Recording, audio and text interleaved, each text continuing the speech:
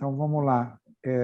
Bom, já está todo mundo acomodado, agradecendo aí a todos vocês pela presença.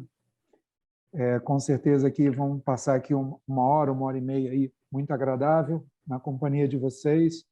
Então, vou dar início aqui à aula aberta métodos ágeis, do curso Métodos Ágeis na Arquitetura, modelo tipo de gerenciamento de projetos, com o tema Gerenciamento de Projetos para Arquitetos, monitoramento de projetos, com a professora e arquiteta Sônia Lopes. Meu nome é Marcelo Bezerra, sou professor da PUC no DAU, Departamento de Arquitetura e Urbanismo. Atualmente, eu estou na coordenação de graduação do curso da PUC, do curso de Arquitetura e Urbanismo da PUC, e também coordeno alguns cursos de educação continuada na CCE da PUC, na área de arquitetura. E, como já dito, a aula de hoje é um oferecimento do curso de extensão em métodos ágeis na arquitetura, ministrado também pela Sônia, que vai estar hoje aqui, enfim, liderando essa palestra. Tá? E só como último aviso, alguns avisos. O primeiro, essa reunião está sendo gravada, ela depois vai ser disponibilizada nas redes sociais da PUC.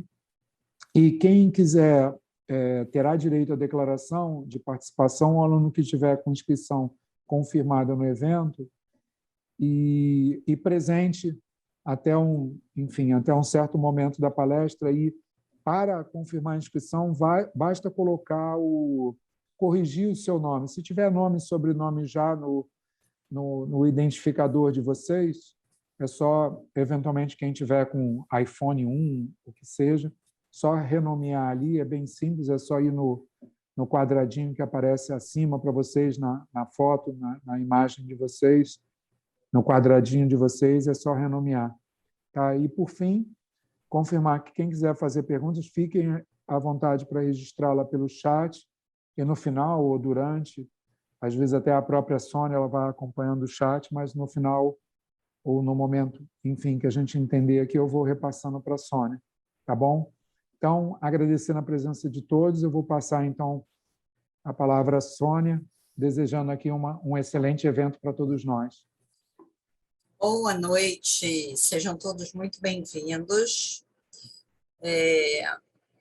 Obrigada, Marcelo, aí, pelo convite também da palestra. É sempre um prazer a gente falar de gerenciamento de projetos, né? É um vício, está na veia, então toda oportunidade para falar de gerenciamento de projetos é sempre muito boa para mim.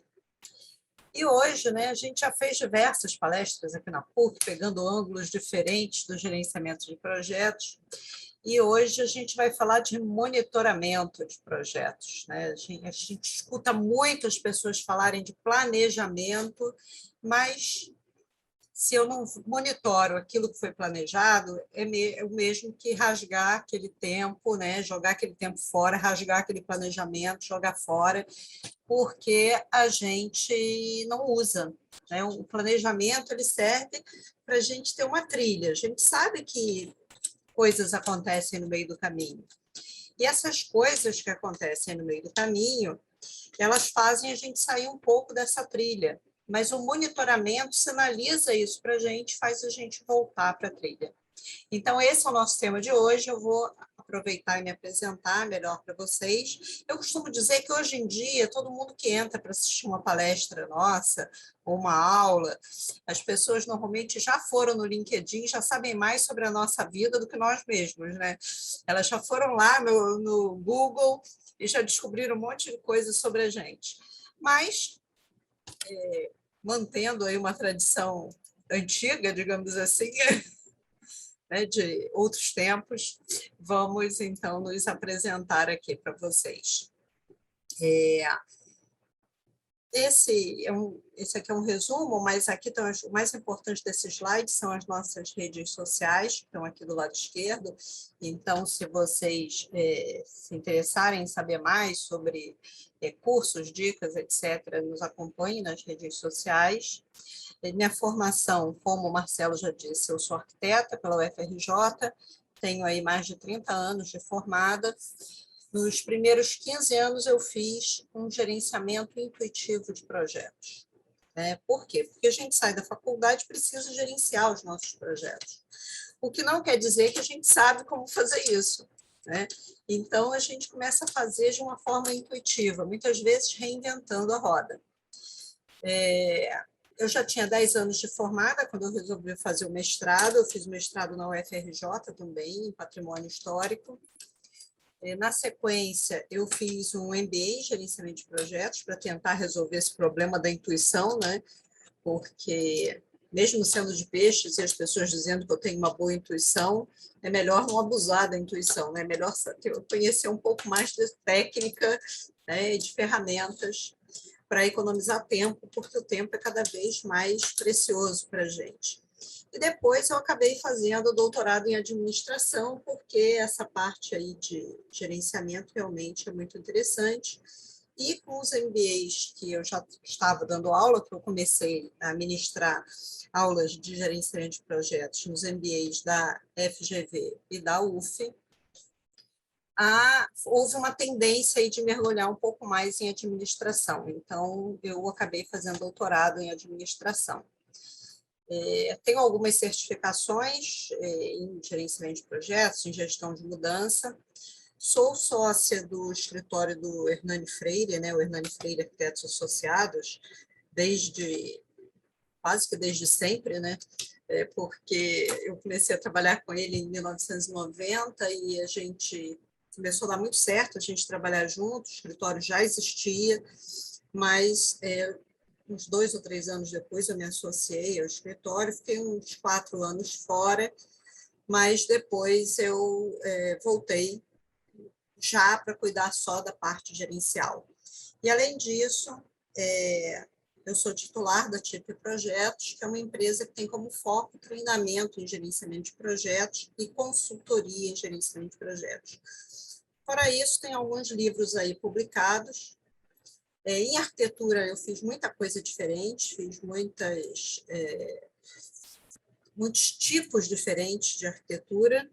Então, desde projetos de interior, residências, urbanismo, o Rio Cidade Rocha Miranda, por exemplo, o Rio Zoo, que foi o projeto Amazônia Viva, que é um projeto de 96, eles fizeram um remake, né, agora recentemente, mas aquela estrutura, inclusive, que aparece, né, na divulgação do Rio Zoo, que agora nem sei se é Rio Zoo mais, porque mudou a gestão, que agora é o Grupo Cataratas, que gerencia, e, inclusive, na divulgação apareceu muito a questão das passarelas para as pessoas passarem e os animais estão soltos, né? Na realidade, isso é um conceito de 96, né, até anterior a isso o conceito, e nós fizemos o projeto em 96 e agora, recentemente, teve um remake, né, fizeram uma manutenção que realmente estava precisando.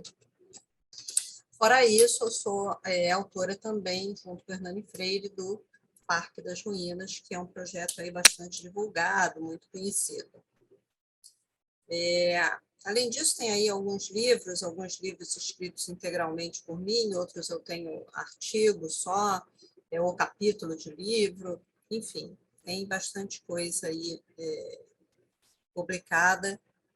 Eu acho que tanto os cursos quanto os livros, para mim, são, sobretudo, uma forma de deixar legado, né? De dividir aquilo que foi tão duro para aprender, né? Que foi tão penoso, né? Que foi tão de buscar, e no início não sabia por onde começar, buscar essa informação, né? Onde buscar essa parte de gestão, e de uma forma mais amigável, digamos assim, porque muitas vezes essa parte de gestão ela vem com uma profundidade, uma complexidade que é demais para um escritório de arquitetura.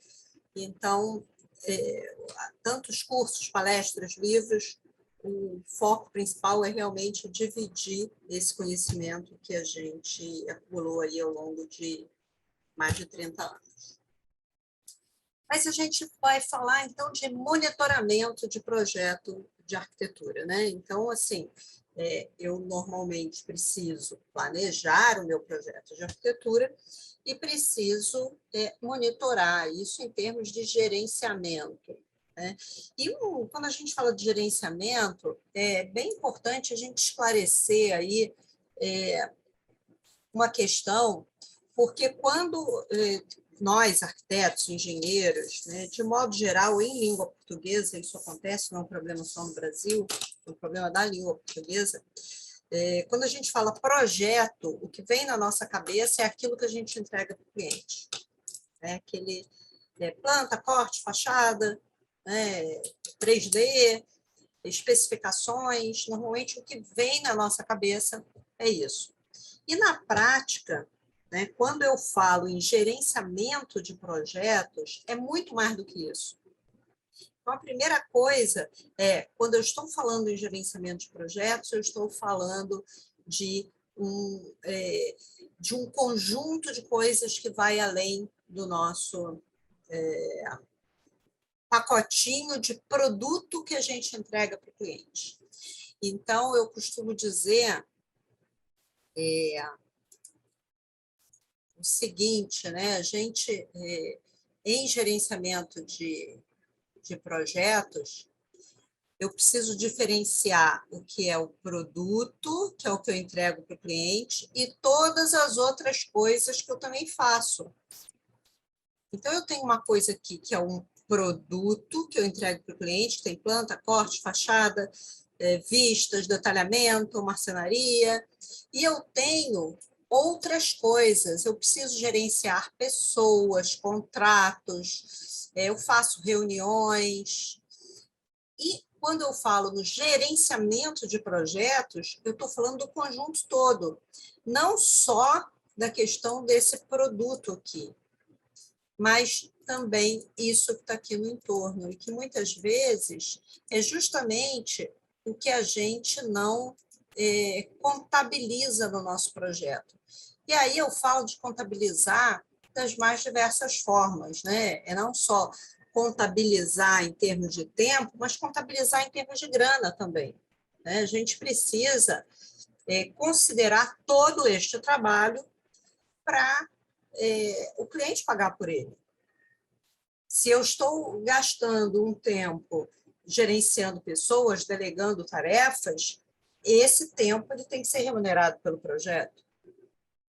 Se eu estou gastando um tempo com reuniões com o cliente, esse tempo precisa ser contabilizado, esse tempo precisa ser cobrado do cliente também. Então, quando eu entendo melhor o gerenciamento de projetos, eu naturalmente aprendo a cobrar melhor os meus projetos, né? A precificar melhor os meus projetos. Mas, às vezes, eu escuto o seguinte, se eu colocar isso tudo no preço do meu projeto, eu acabo não fechando o negócio, né? Porque o projeto fica muito caro. Aí eu tenho duas opções. Ou eu faço por um preço mais baixo e vou, na realidade, o que vai acontecer é que eu vou ganhar menos por hora, porque se o valor final continua o mesmo e eu gasto mais horas do que o que eu contabilizei, eu calculei imaginando que eu vou ganhar R$100 por hora e na prática eu vou ganhar 50 por hora, por exemplo, né, numa conta rápida aqui. Mas eu também posso fazer o seguinte, eu coloquei tudo ali, eu entendi que eu não consigo cobrar aquele valor todo para o cliente, porque o mercado não está cobrando aquilo. Então, eu faço a conta ao contrário. O que eu posso enxugar desse projeto? O que eu posso otimizar do meu projeto em termos de tempo, porque tempo é o nosso principal insumo, para que eu garanta que eu não estou pagando para trabalhar. E nisso o monitoramento ajuda a gente, porque eu começo a controlar melhor o tempo gasto nas tarefas. Então, se eu faço uma proposta comercial para a Graciele, por exemplo, que vai me contratar, e eu estabeleci ali um determinado número de horas que o meu escritório vai gastar, eu preciso monitorar. Se a Cristiane é da minha equipe, a Larissa é da minha equipe, elas também precisam saber quantas horas foram contabilizadas para que seja um compromisso de todo mundo controlar essas horas. E a gente descobre também que muitas vezes o que acontece é que a gente pode padronizar muita coisa, né? A nossa criatividade, ela não está em inventar um carimbo diferente para cada projeto, né? Ou ficar redescobrindo a roda em determinadas questões, né? Ou ficar procurando onde é que está um arquivo com um projeto semelhante a esse para eu copiar aquele bloco que está lá e trazer para esse projeto aqui. Porque a nossa criatividade traz soluções arquitetônicas, e é nisso que a gente tem que gastar o nosso tempo. Então, tudo que eu consigo padronizar, tudo que eu consigo gerar processo, vai facilitar. E eu posso conseguir baixar o meu custo de projeto e, consequentemente, eu vou ganhar mais, mesmo cobrando basicamente a mesma coisa que eu cobraria se eu não tivesse com as padronizações feitas. Então, o gerenciamento de projetos, ele ajuda a gente a ter essa visão mais ampla e até, eu ouso dizer, mais profissional de tudo que a gente precisa fazer dentro do nosso projeto, né? A gente entrega aquele design para o cliente, a gente entrega aqueles desenhos técnicos, a gente entrega especificação, mas tem uma série de coisas ali que a gente também faz, que a gente precisa quantificar nos nossos projetos. Bem, vamos voltar para os slides, senão eu fico aqui falando. Olha só, vocês podem botar pergunta no chat, tá? Que eu, de vez em quando, dou uma olhadinha assim e se eu esquecer, se eu pular alguma, o Marcelo, no final, me lembra. Então, a primeira coisa, né? O que é projeto de arquitetura? Quando a gente está falando de gerenciar projetos de arquitetura, a gente precisa entender o que é projeto de arquitetura, né? Então, existe uma definição oficial, né, que está numa norma técnica, que fala que define projeto arquitetônico como a representação do conjunto de elementos conceituais concebido, desenvolvido e elaborado por profissional habilitado, necessária à materialização de uma ideia arquitetônica realizada por meio de princípios técnicos, científicos, blá, blá, blá, adequando-se aos recursos disponíveis, leis, regramentos locais e as alternativas que conduzem à viabilidade da decisão. Quando entra essa última parte aqui, a primeira parte é aquela que a gente, né, sabe que precisa fazer e que normalmente a gente quantifica, né? A gente diz, eu posso facilmente quantificar no momento da minha proposta comercial se eu vou fazer para aquele projeto que tem 100 metros quadrados, 2 pavimentos, né, 100 metros quadrados por pavimento, que eu vou fazer 2 plantas de locação de alvenaria, vou fazer 2 plantas de teto, vou fazer, né, uma para cada pavimento. Então, eu consigo fazer até uma lista de pranchas antes, para cada etapa de projeto. Então, essa parte da representação do conjunto dos elementos conceituais, né, e de tudo que é necessário para a materialização da ideia arquitetônica, essa é aquela parte que a gente já está bem familiarizado, né, que a gente faz muitas vezes durante a faculdade. Mas tem toda uma parte que a gente gasta um tempo e que muitas vezes a gente não quantifica, né? Quando a gente fala aí de atingir um objetivo ou meta, adequar o projeto aos recursos disponíveis, às leis, identificar se ele é viável ou não, né? Ajudar o cliente na tomada de decisão, isso aí a gente normalmente gasta um tempo que o cliente ele não recebe um produto diretamente daquilo, né? Não é igual você produzir um corte, e aí o cliente recebe aquele corte ali. Inclusive, uma coisa que eu sempre comento com os alunos é que eu entrei em crise, né, gente? Quando eu comecei a gerenciar projeto, mesmo intuitivamente, eu tive uma crise séria, né? Por quê? Porque eu estava acostumada a medir a minha produção. Então, eu media a minha produção assim. Hoje eu consegui desenhar, parênteses, tá? Vou contar só para vocês. Vocês prometem que não vão contar para ninguém, tá? Isso era no tempo da prancheta, tá? Tá entre nós, baixinho, né? Prancheta. Então, era assim, hoje eu desenhei uma planta, né? Amanhã eu vou cotar e escrever as especificações. E aí, o que acontecia? Minha produtividade ela era materializada. Quando eu comecei a gerenciar, eu comecei a ficar assim, muito aflita. Porque eu chegava no final do dia e dizia, caramba, não fiz nada, né? Cheguei no final do dia e eu não produzi algo tangível para entregar para o meu cliente, né? Eu não produzi X plantas, X cortes, X fachadas, né? Uma especificação de tantas páginas. Eu não tinha algo quantificável, palpável. Por quê? Porque todo o trabalho de gerenciamento ele está nesse entorno. Todo o trabalho de gerenciamento, o cliente não recebe diretamente um produto tangível. Então, até eu me acostumar com isso, eu passei ali um período, né, de muita angústia, porque eu dizia que não produzia, não produzia, não produzia. E chegou um dia que eu realmente entendi que se eu não fizesse aquelas coisas todas, né, as outras pessoas não conseguiam produzir. Então, era um trabalho necessário. Mas era um trabalho que não gerava um produto direto. Às vezes, no gerenciamento, você sim tem que produzir um cronograma. Então, você produz alguma coisa tangível, mas o cliente nem vê esse cronograma muitas vezes. Se você trabalha com obra, o cliente normalmente até quer ver esse cronograma, mas se você trabalha com projeto, né, com design só, você muitas vezes o cliente não recebe esse cronograma. Ele recebe algumas datas de entrega e só, né? Então, você produz coisas que só a tua equipe vê, né? E às vezes nem a tua equipe vê.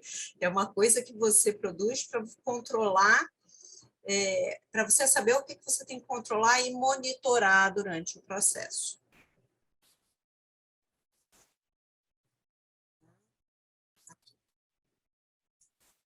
Bem, e aí, que atividades o arquiteto faz na elaboração do projeto, né? Eu até comecei a falar um pouquinho sobre isso quando fiz aquelas bolinhas, né? A gente faz desenhos, a gente faz 3D, né? A gente faz aí diversas atividades. O que vocês acham, né? O que vocês listariam aí? Vamos participar, vamos entrar aí no chat e me digam o que atividades o arquiteto faz. Não vai dizer que arquiteto faz projeto, tá, gente?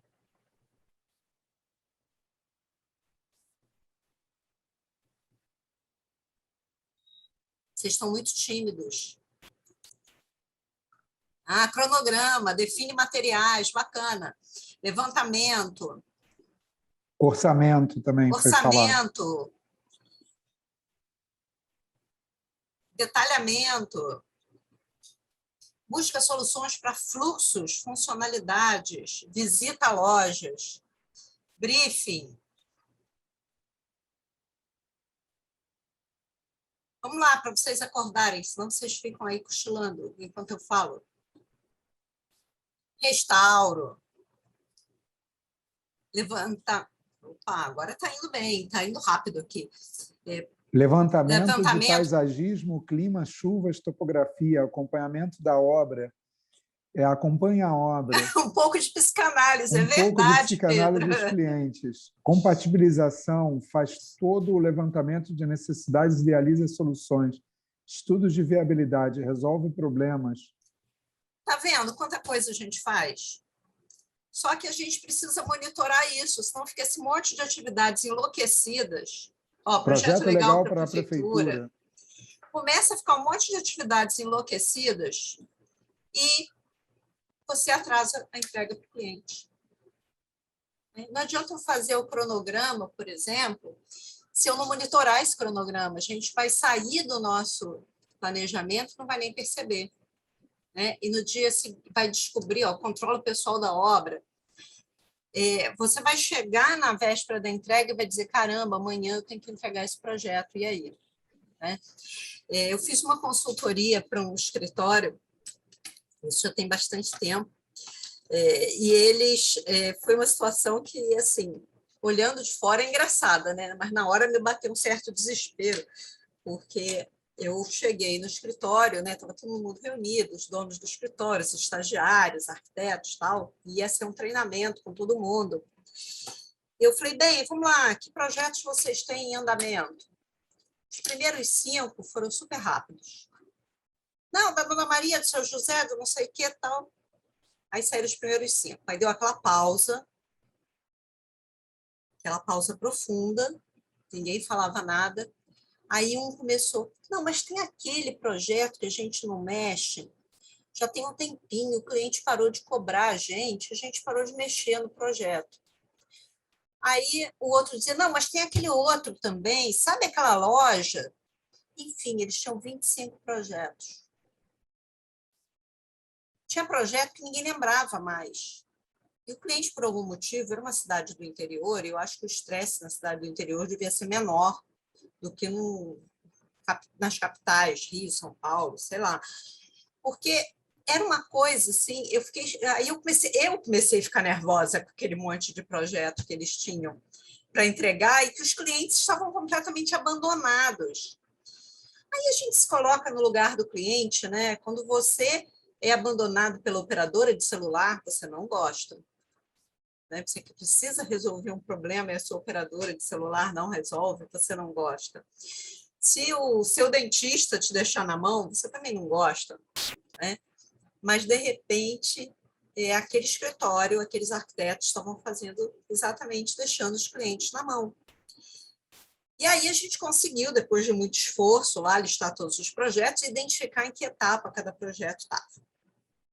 Aí continuamos o nosso dia, eu ia passar 3 dias na cidade com eles.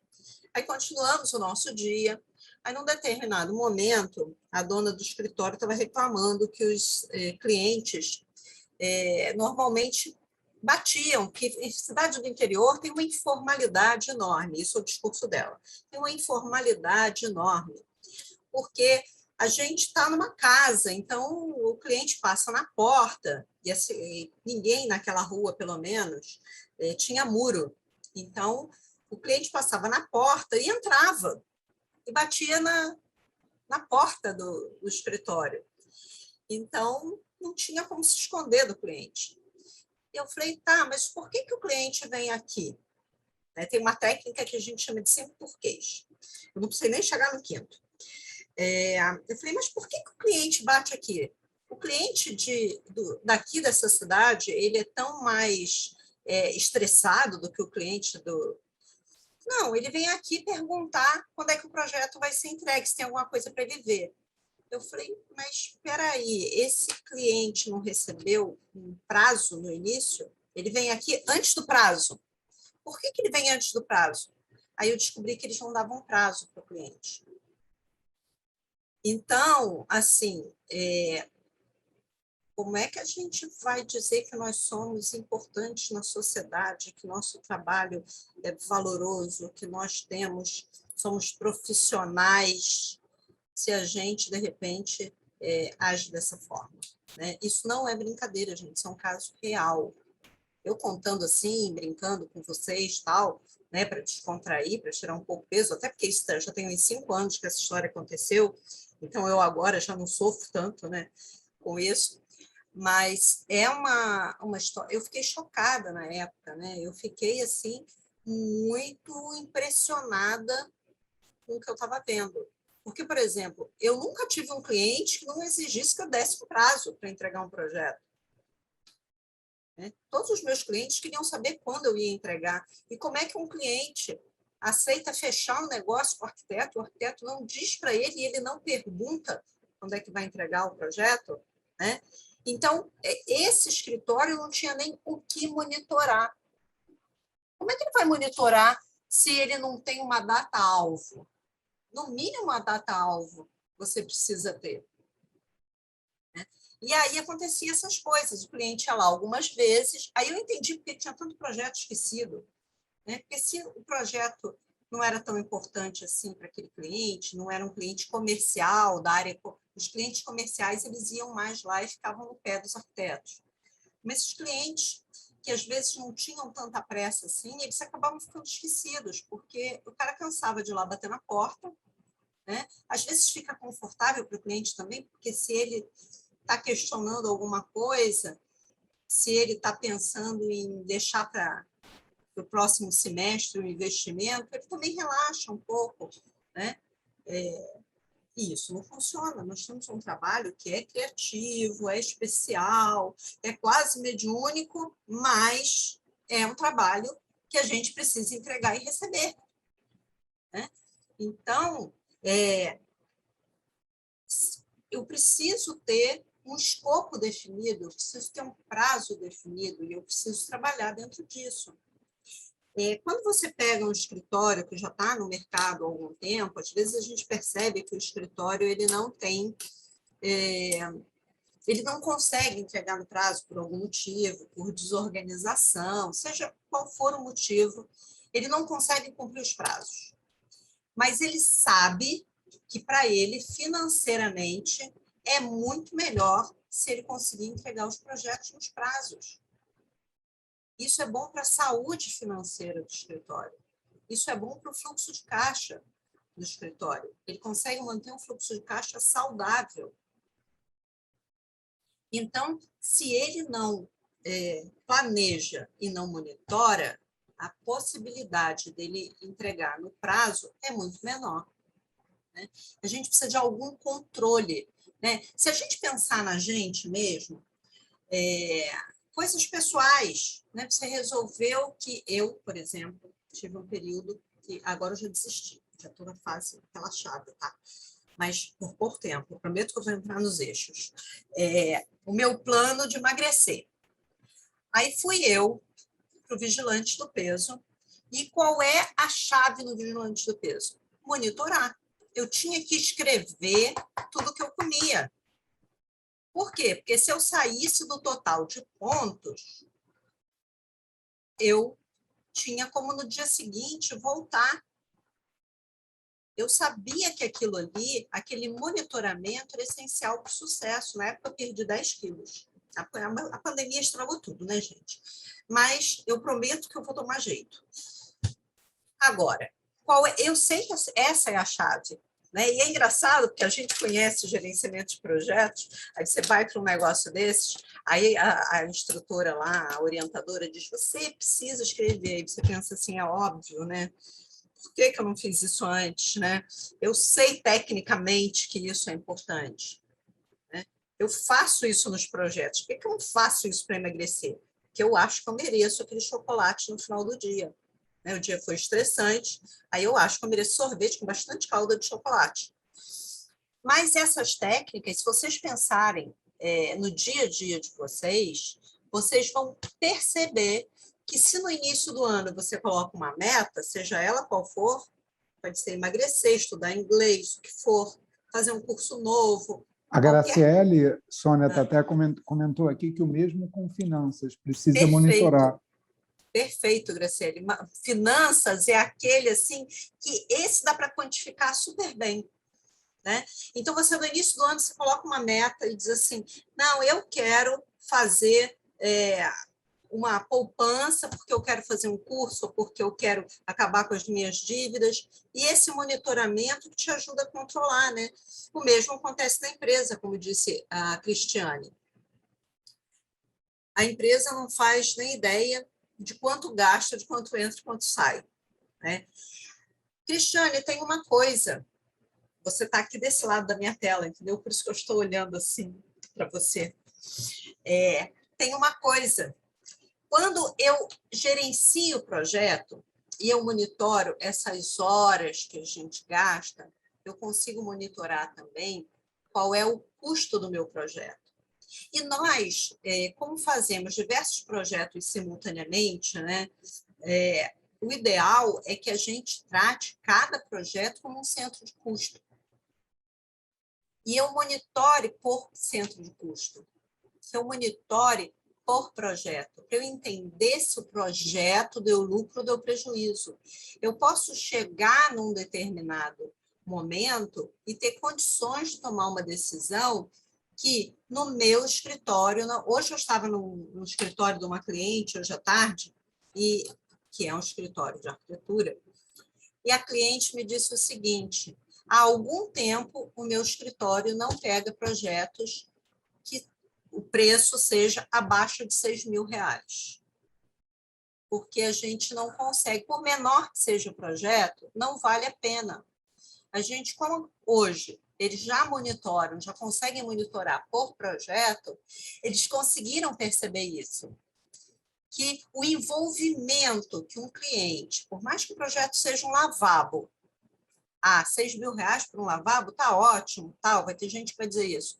Mas o cliente do lavabo, que ele vai exigir da presença daquele arquiteto e do titular do escritório e o número de reuniões que você vai fazer por causa de um lavabo, não vale a pena. Então, hoje, ela concentra os esforços dela em clientes. Ela diz, tudo bem, pode ser que tenha um determinado momento de crise que, ok, eu vou pegar esse projeto, mas o meu foco hoje é pegar outro tamanho de projeto.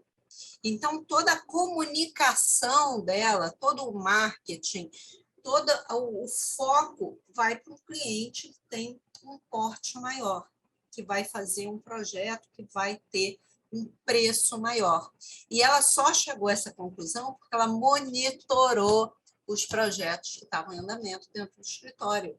E ela entendeu que mesmo o lavabo, que ela mesma achava que era rapidinho de fazer, como o cliente exigia a presença dela e exigia...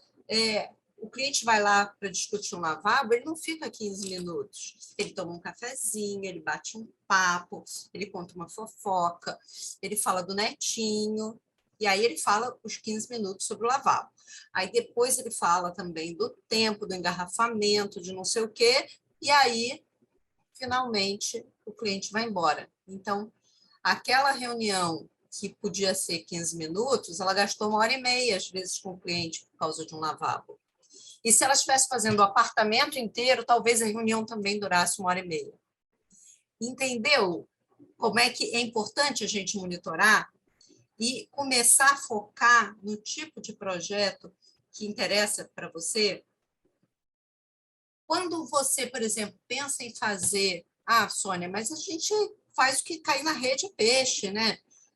O que cair a gente faz. E vou publicar qualquer coisa no meu Instagram. O importante é aparecer 3 vezes por semana e todo dia no story. No feed são 3 vezes por semana e todo dia no story. É aquela receita básica que a gente recebe. E tem que responder, né? Porque, por exemplo, a Fabrícia, no outro dia, me mandou um comentário no Instagram e eu não respondi, levei um pito da menina que faz o marketing para mim.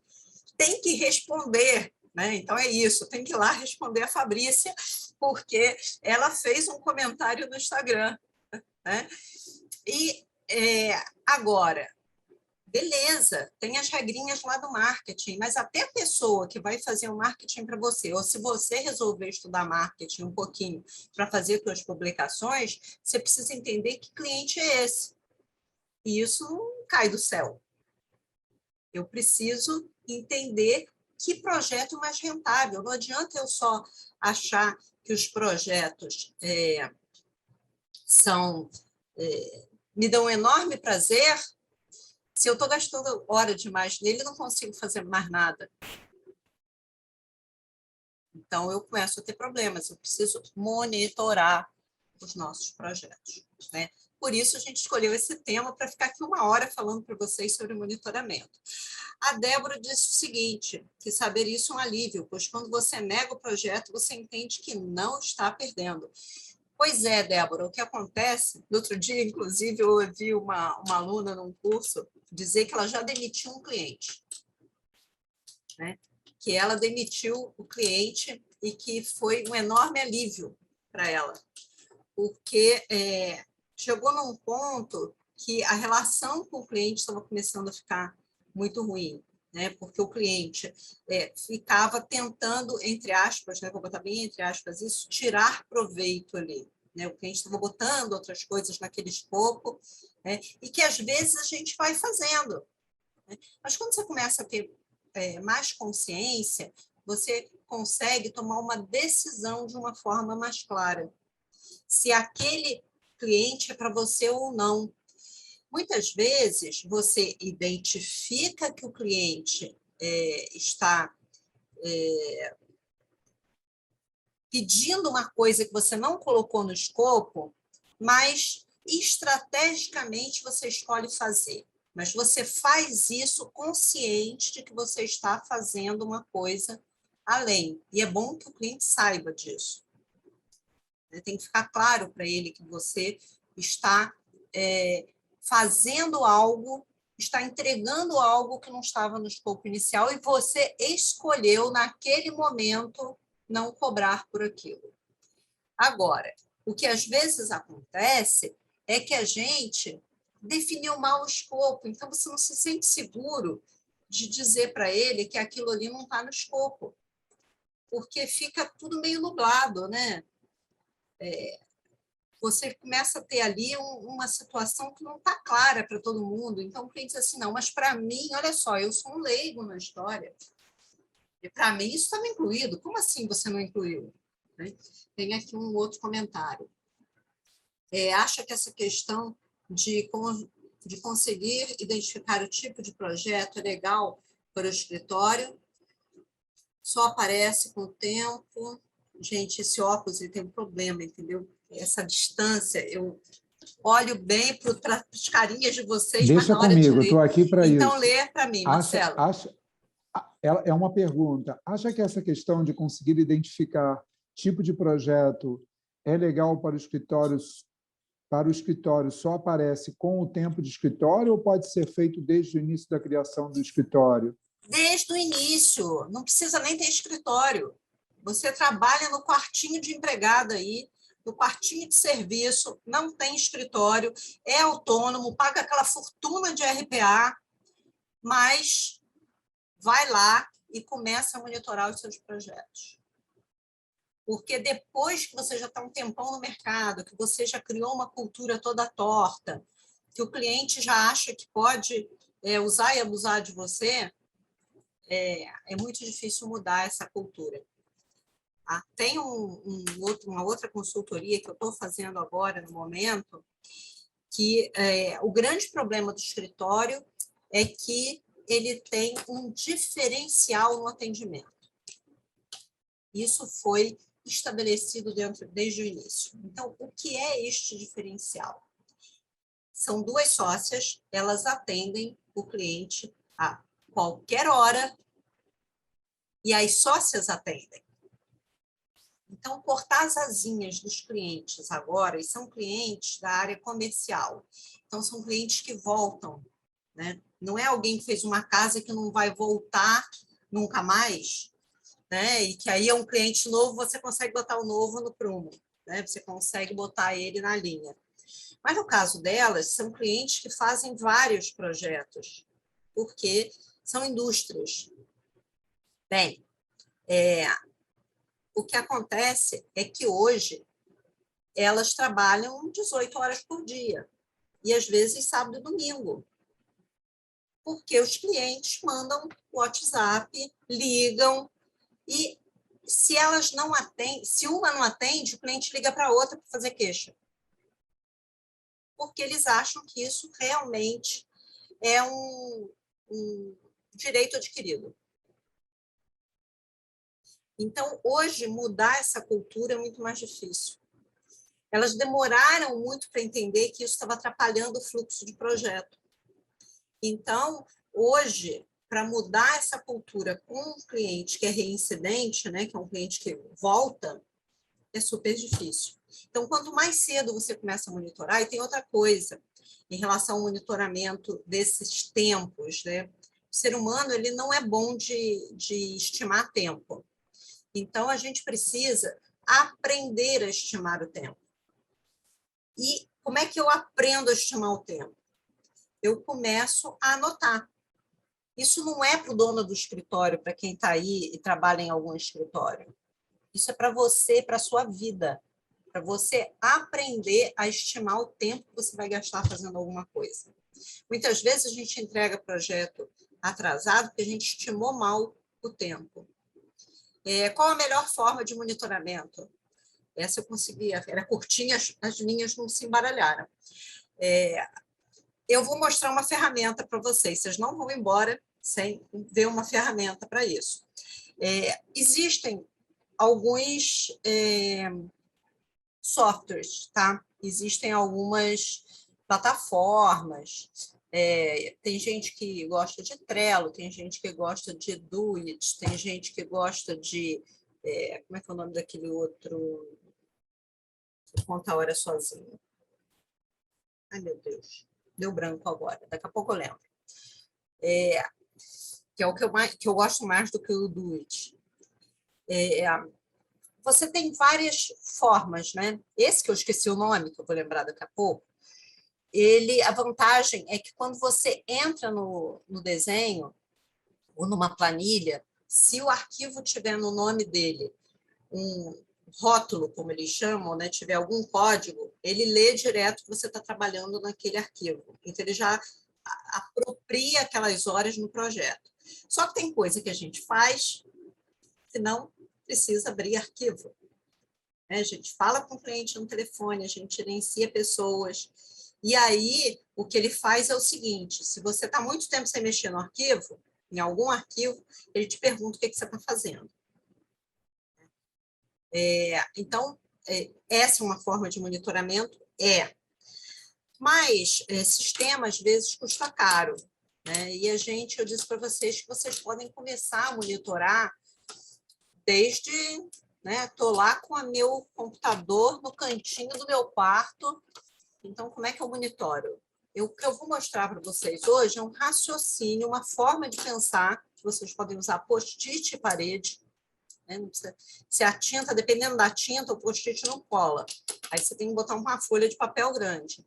Mas se a parede for um PVA normal, tal, assim, né? Não tem problema, o post-it vai colar. Agora, se ela tiver algum brilho, aí já não rola, vai ter que botar o papel. Então, dá para você ter só parede post-it e não precisa pagar assinatura de software. Ah, mas eu que preciso, eu já tenho um monte de projeto e eu preciso de uma ferramenta mais possante. E aí... Sônia, a Diga, Isabela, não sei se essa diga. aqui... A Isabela só está voltando à questão das sócias. O certo na parte de atendimento do WhatsApp é manter as respostas e atendimentos só em horários comerciais?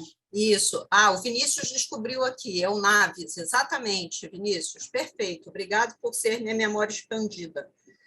Tá? Obrigada aí pela cola. É o Naves, exatamente. Eu gosto muito dele, dá para você, inclusive, fazer proposta por dentro dele, tem umas coisas assim.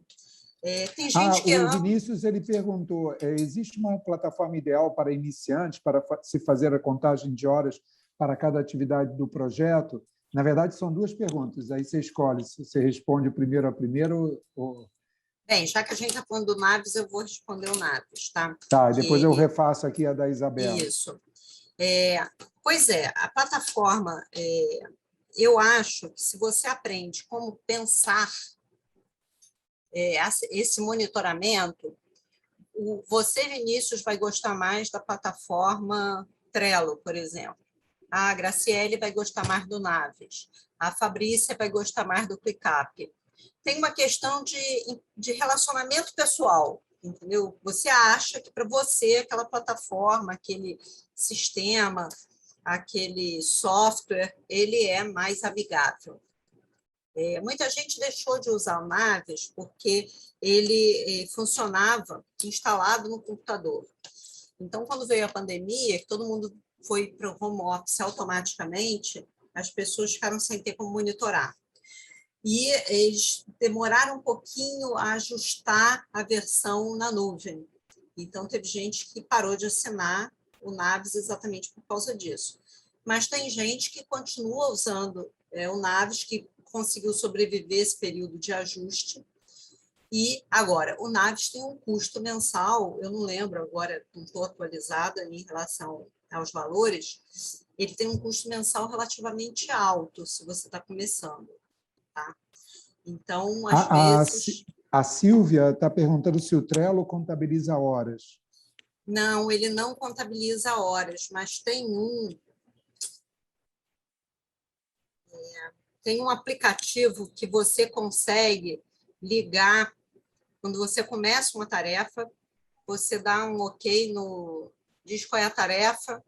Comecei a trabalhar no projeto do Joãozinho. Eu vou lá, coloco o Joãozinho e aperto um botão. Aí ele começa um timer a contar as horas. Tem alguns aplicativos que fazem isso. Tem A Débora e a Graciele estão falando do Pomodoro. Pomodoro é uma técnica. Pomodoro é uma técnica que ela te permite organizar melhor a sua vida. Então, ela te diz o seguinte: eu vou botar aqui no chat o nome desse aplicativo, ele é gratuito. POGGL. Esse aplicativo é o que eu estava explicando, que você aperta o botão e ele começa a contar, tá? E aí, se você ficar 1 hora naquele projeto, sem apertar o botão de volta para ele parar, ele vai contabilizar 1 hora para aquele cliente. Bem, Vê se sem querer você colocou só para alguém. Porque para todos não apareceu. Eu botei para o Aula Aberta. Para o nosso amigo Aula Aberta. Isso. Pronto. Mas o Aula Aberta é fechado nesse caso. Pois é. Contraditório o negócio. Não, porque eu vi que você ticou. Beleza. Quer voltar àquela pergunta inicial para a gente, aquela pergunta sobre o WhatsApp? Ou você quer concluir? Deixa eu acabar o Pomodoro. Não, Esses assuntos estão Pomodoro de cada vez. linkados, né? O que acontece? Eu não sei se tem algum aplicativo com esse nome. O que acontece é que o Pomodoro é uma técnica que diz o seguinte: você coloca um timer qualquer, contabilizando 20 minutos. E naqueles 20 minutos, você só faz aquilo que você se propôs a fazer. Então, eu vou fazer uma proposta. Eu não paro para atender o WhatsApp, para atender telefone, para nada naqueles 20 minutos. Então, o que acontece com o teu tempo é que ele é blocado. Esses 20 minutos virou uma coisa meio mágica. Se você estiver fazendo um estudo de layout, 20 minutos não é nada. 20 minutos passa assim. Tinha um programa na Argentina que chamava Así de Fácil. Então, passa Así de Fácil. É muito, muito rápido, porque você está fazendo uma coisa prazerosa, que é definir um layout, você não percebe o tempo passar, e muitas vezes não dá para você definir um layout realmente concreto, bom, nos 20 minutos. Então, o que eu acho é que, dependendo da tarefa que você estiver fazendo, você pode blocar, sim, nunca passar de 1 hora. E também não adianta ser 5 minutos, porque 5 minutos você não produz absolutamente nada. Os 5 minutos pode ser um intervalo entre um bloco e outro. Porque aí você levanta, estica, olha o WhatsApp, responde uma mensagem e volta para a tarefa. A ideia do Pomodoro é você se concentrar numa atividade de cada vez. Tá? Se tiver algum aplicativo com esse nome, provavelmente o que ele faz é gerar esse timer de 20 minutos, que é o padrão da técnica Pomodoro. Marcelo, qual é a outra Sônia, o Pedro, só para a gente fechar e eu volto à questão do WhatsApp. O Pedro comenta que o Clockify funciona dessa forma também. É legal porque várias pessoas podem contribuir para contar as horas de um mesmo projeto. E ele comenta que é online. É pago? Só uma pergunta para o Pedro. Diz aí para a gente se ele é pago ou free. Tá? Isso é uma informação Silvia, importante. Perfeito. 100% gratuito, resposta do Ótimo. Pedro. Ótimo. Viu? Então, fica a dica, gente. Aproveita. A Silvia, ela pergunta se tem algum curso para mexer nesses aplicativos no nível mais complexo. Olha, o que acontece é o seguinte, quando você assina um Navis, um Doit, um ClickUp, você tem treinamento do próprio sistema, mas é um sistema pago.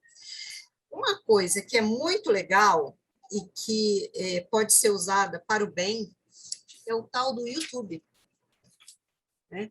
Você hoje encontra no YouTube, claro que você encontra porcaria, dancinha, né? Aquelas coisas todas. Mas você também encontra diversas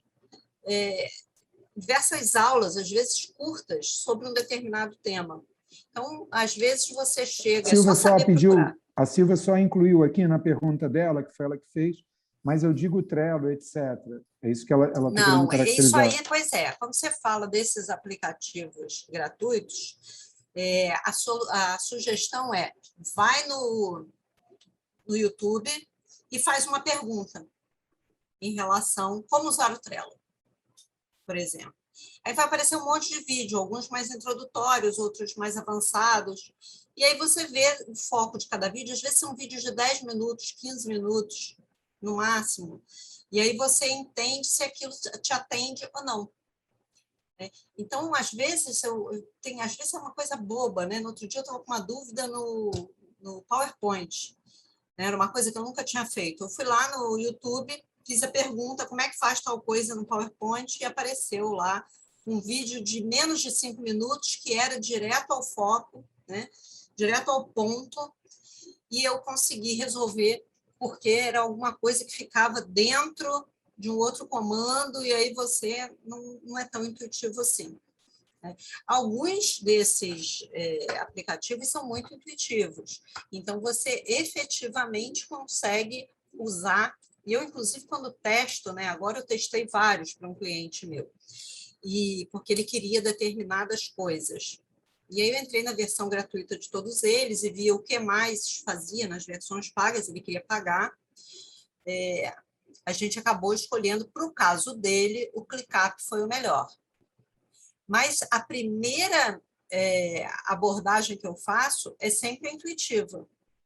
Se dá sem ver tutorial nenhum. Por quê? Porque tem muita gente que não tem saco para tutorial. Então, você tem que conseguir usar o mínimo ali sem tutorial, sem treinamento. Porque senão as pessoas já começam a ter má vontade. Então, você pega o Trello, por exemplo, você consegue fazer um monte de coisa com o Trello sem tutorial.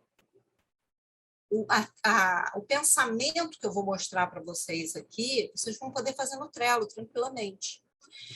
Mas o Trello, aí você pensa, o escritório que tem 20 projetos, o Trello ele vai ter que ter 20 quadros, vou ter que entrar em 20 quadros, aí talvez não comece a não funcionar se você precisa ter muita informação por quadro, né? Um quadro para cada projeto, aí começa a ficar complicado de usar o Trello, aí um outro sistema vai começar a funcionar melhor. Ou você precisa ver o gráfico, além de ver o cartão que passa lá, você precisa ver também um cronograma de barras. Só na versão paga que você consegue botar isso no Trello, na versão gratuita não tem. Então, você começa a ver qual é o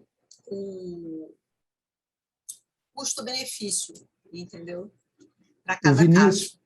Perfeito. O Vinícius está comentando que o Trello é bastante intuitivo, se começar a mexer, provavelmente vai pegar fácil. Isso, a Natália comenta que fez uma pesquisa grande sobre plataforma de gestão de projeto recentemente. É a melhor opção que encontrou, se chama Bitrix 24, quer dizer, 24.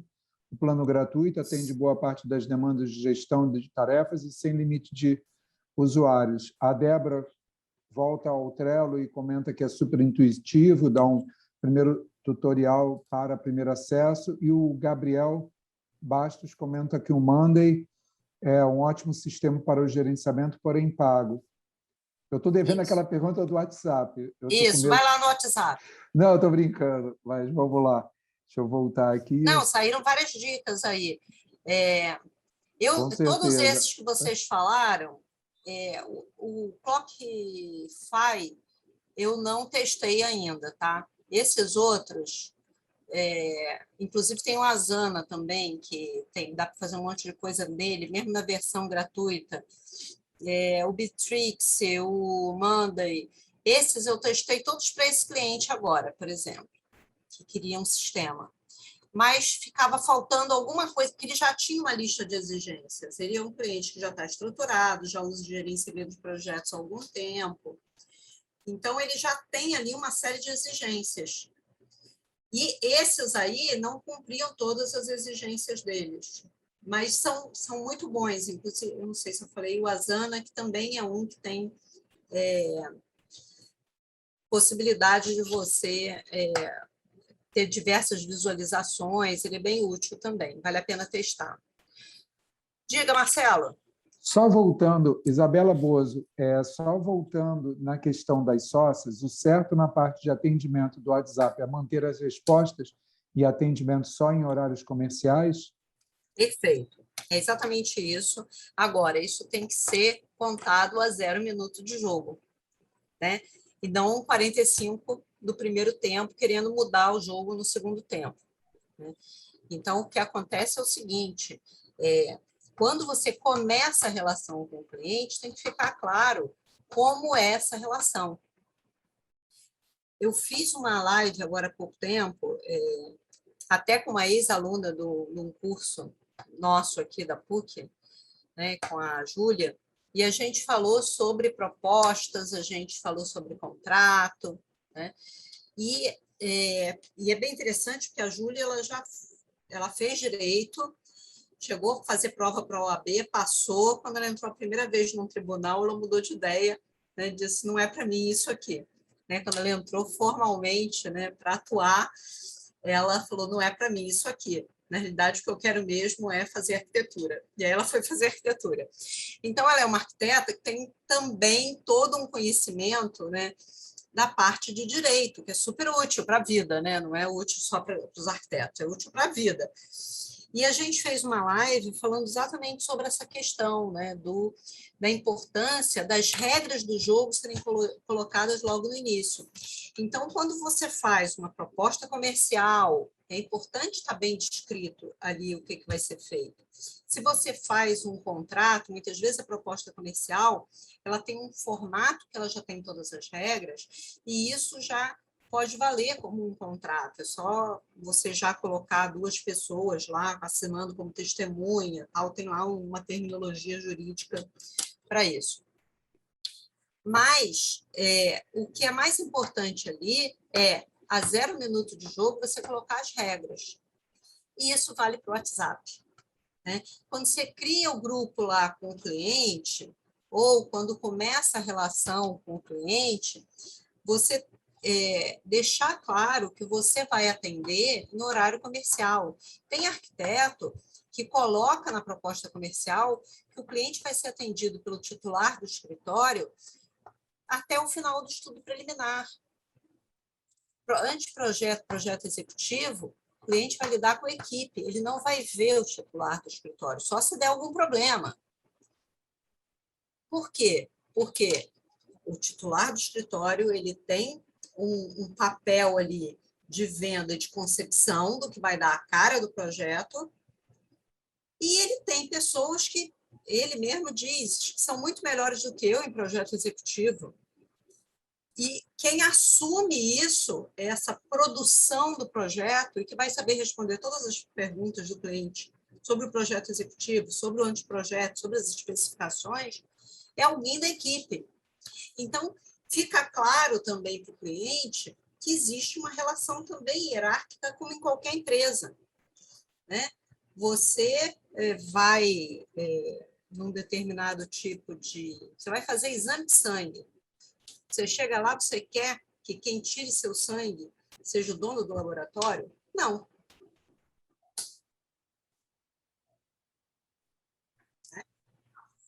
Reticências para vocês pensarem.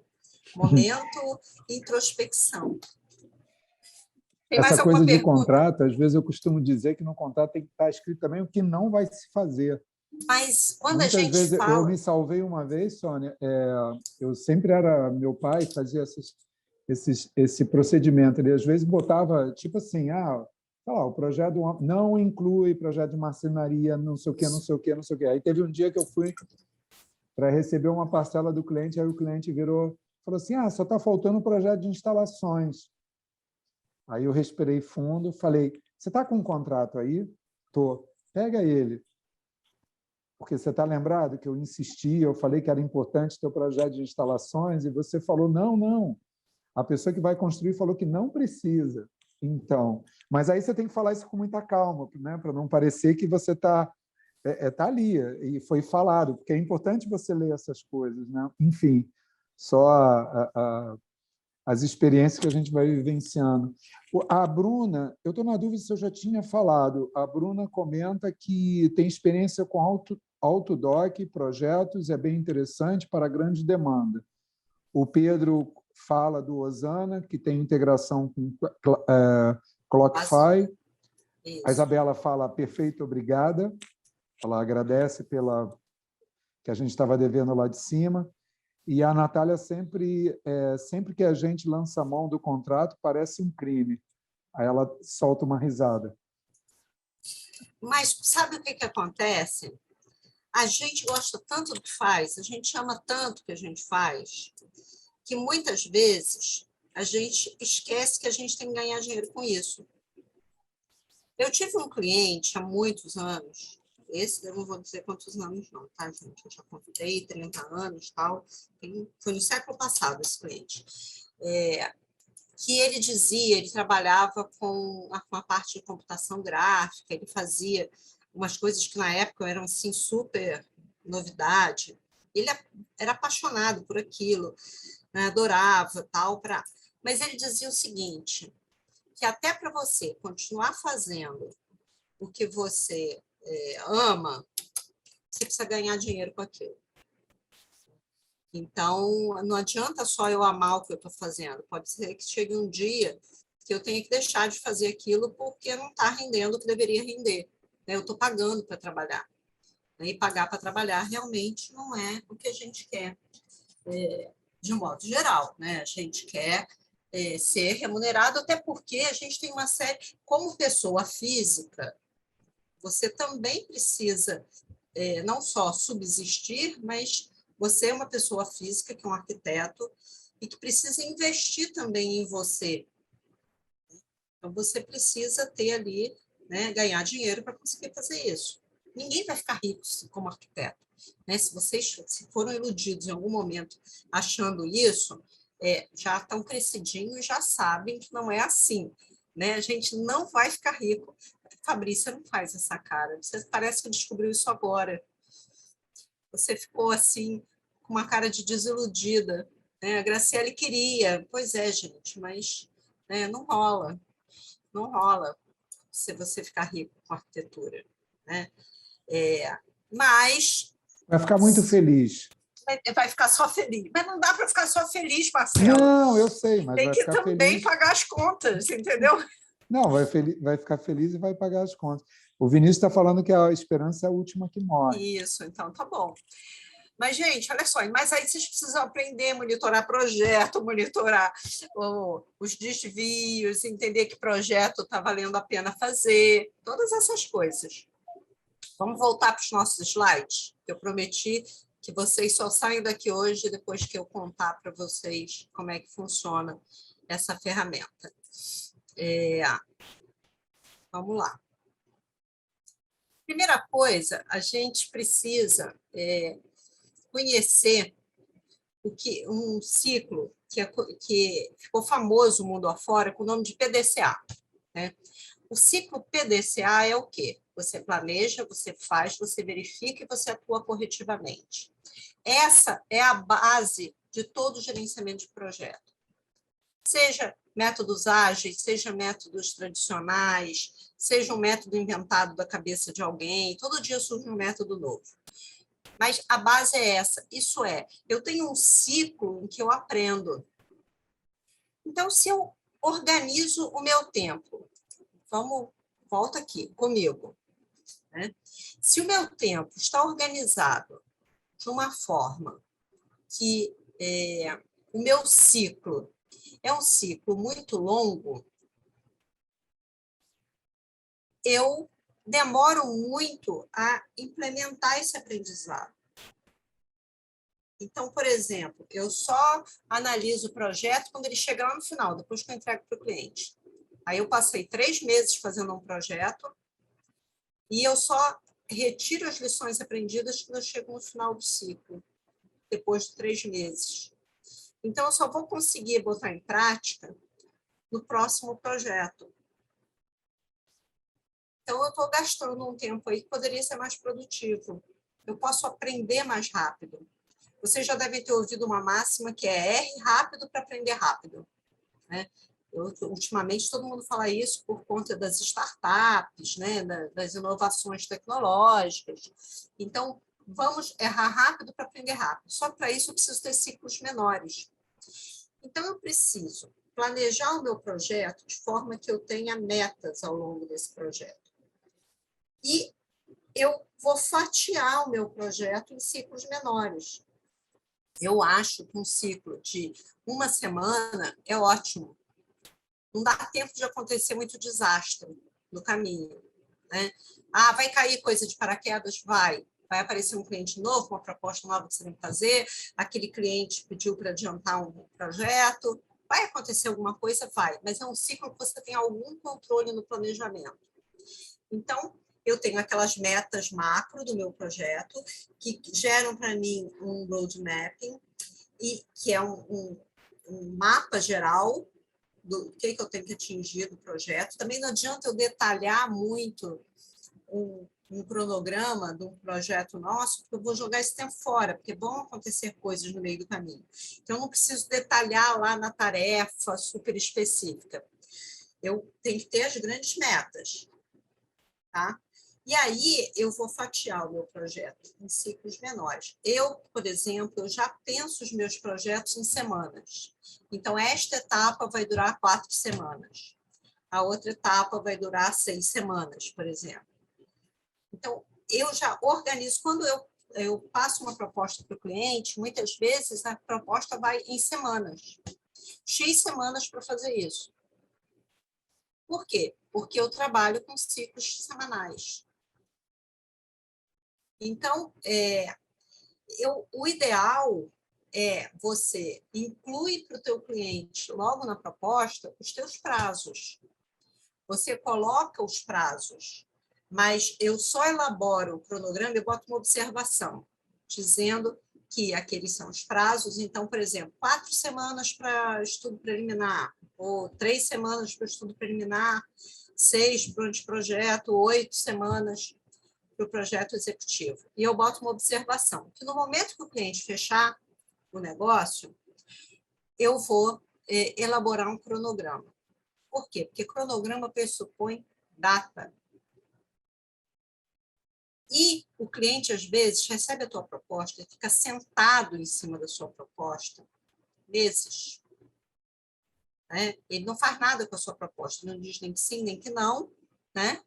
E fica naquela situação ali que você fica esperando. E, muitas vezes, ele fecha, isso já aconteceu comigo, ele fechar, assim, 1 semana antes do Natal. E aí ele quer... Um abraço pro Kiko, pro Zinho, pro Lindo e pro Branco. Marcelo.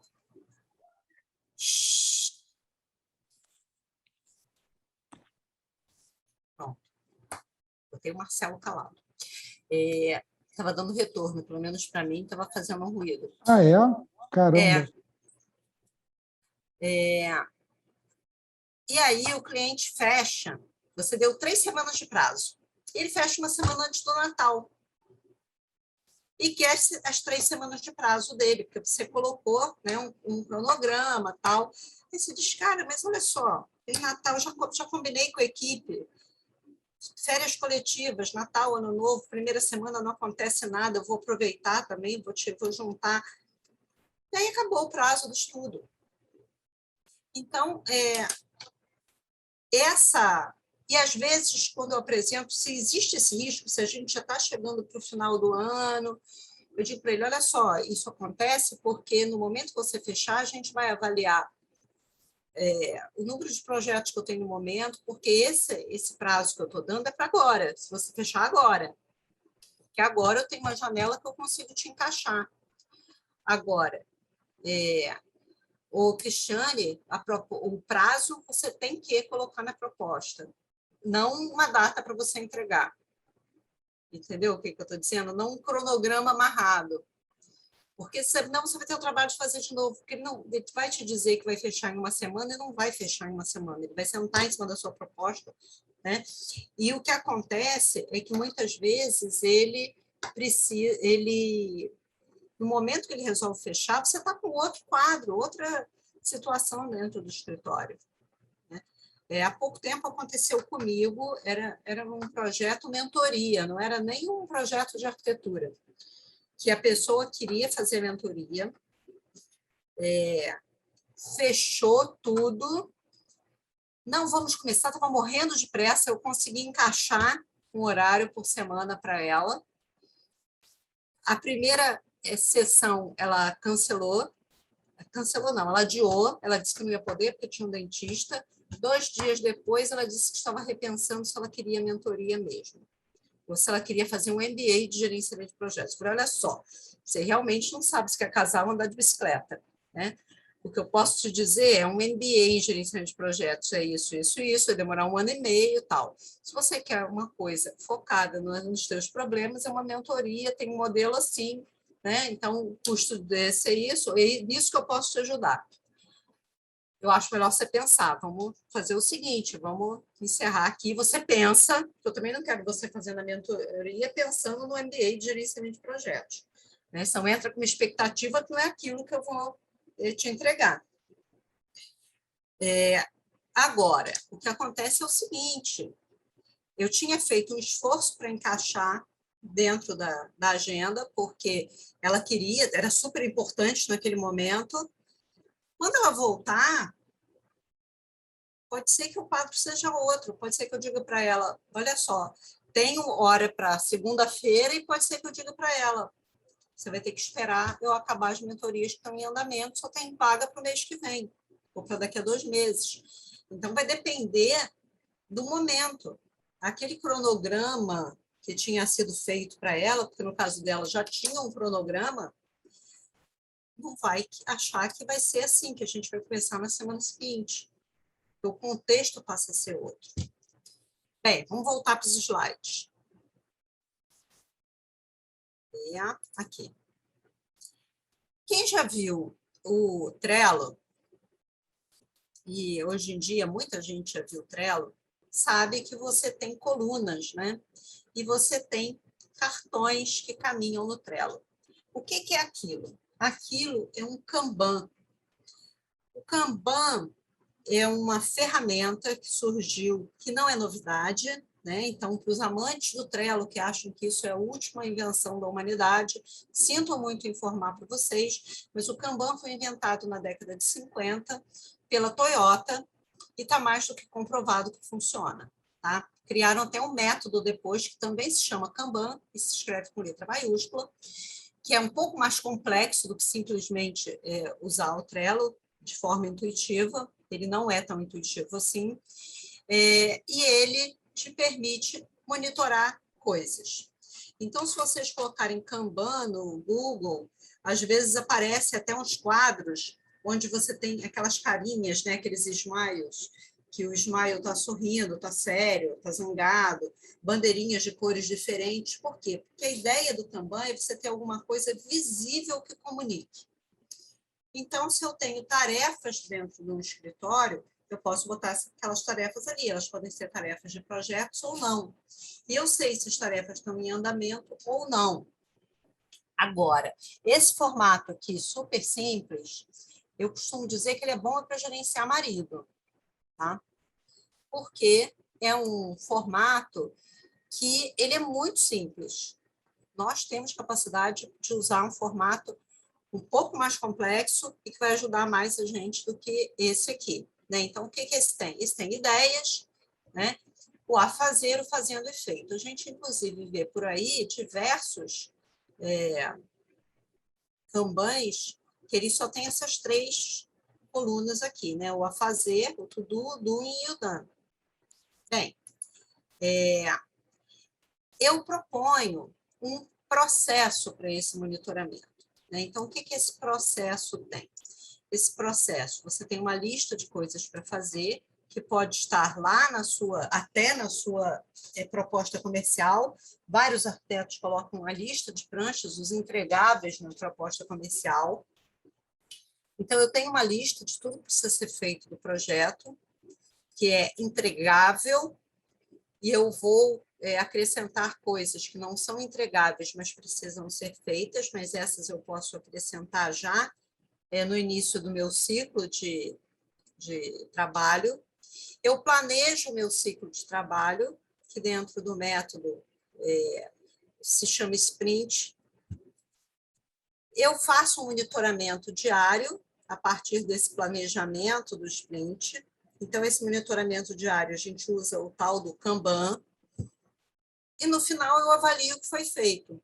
E tem dois tipos de avaliação. Uma do que foi produzido e outro do comportamento das pessoas, do que a gente aprendeu e que a gente pode melhorar no próximo ciclo. Então, aquele PDCA que a gente viu, que eu disse, essa é a base que está por trás de todos os fluxos, de tudo que a gente faz, de todos os métodos de gerenciamento de projetos, ele vai rodar dentro do meu ciclo de trabalho. Então, eu tenho uma semana. Vamos supor que a nossa semana ela é de segunda a sexta. Ela pode ser também de quarta a quarta, né? No caso de quarta a terça. Né? Eu só sugiro não começar na sexta, porque na segunda o povo já esqueceu o que foi combinado na sexta, então não é muito produtivo. Mas vamos supor que a nossa semana seja de segunda a sexta. Na segunda-feira, a gente planeja o que a gente vai fazer durante a semana. E eu preciso, nesse planejamento, sair com uma lista de prioridades. E não só uma lista de prioridades, mas uma lista de prioridades priorizadas. Porque não é só uma lista que diz que é importante fazer A, B e C. É uma lista que diz que C tem que ser feito antes de A, por exemplo. Então, eu tenho lá um pacote, uma série de tarefas que precisam ser priorizadas, né? Que elas são tarefas importantes de serem feitas naquela semana. Então, mesmo que caia alguma coisa de paraquedas, aquelas são as tarefas mais importantes e em que ordem elas devem ser feitas. Quando chegar na terça-feira, a gente se reúne, se vocês estiverem presenciais, né, se for um escritório que já esteja funcionando no presencial, a sugestão é fiquem de pé em frente ao quadro. De pé por quê? Porque para a reunião ser rapidinho e ninguém ficar enrolando. Então, fiquem de pé na frente do quadro, do Kanban, e vocês vão conversar sobre o que foi feito. Essa reunião dura 15 minutos, no máximo. Tá? E cada pessoa responde 3 perguntas. O que eu fiz nas últimas 24 horas, o que eu vou fazer nas próximas 24 horas e o que pode dar errado. Tá?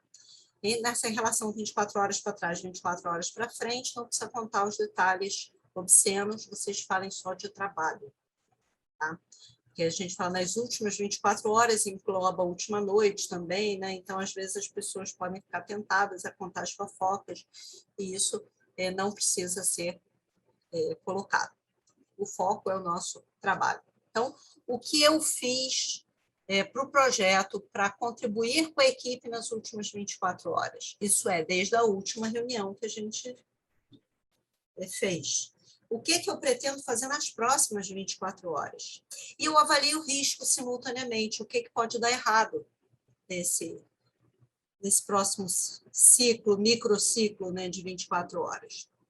Aí eu faço isso na terça, na quarta, na quinta, e aí eu tenho 2 opções. Eu posso, na sexta, fazer a avaliação da semana toda, ou deixar para fazer a avaliação da semana na segunda-feira, antes da reunião de planejamento.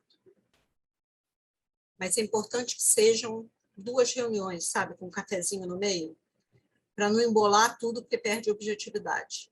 Então, mesmo que eu deixe para fazer na segunda-feira, antes da reunião de planejamento, eu vou fazer uma primeira parte da reunião, onde a gente analisa o que a gente fez em uma semana.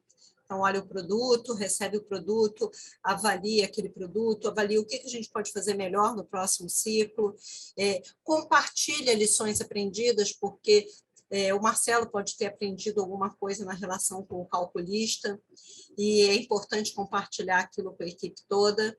Né? Essa situação que ele contou do não escopo, ele de repente compartilha aquilo com a equipe, e a equipe entende que é importante estar claro lá na proposta do não escopo, né? Que não é só o chato do gerente de projetos falando que a gente tem que colocar escopo e não escopo. Né? E aí, quando isso é compartilhado, o grupo todo aprende e a gente começa a ter uma produtividade melhor. Ah, Sônia, mas eu trabalho sozinho, eu não tenho equipe, eu tenho equipe, né? Então, o que você faz? Você para todo dia, olha para o seu quadro de tarefas, você não vai demorar 15 minutos, você vai demorar 5 fazendo isso. E você faz a mesma análise.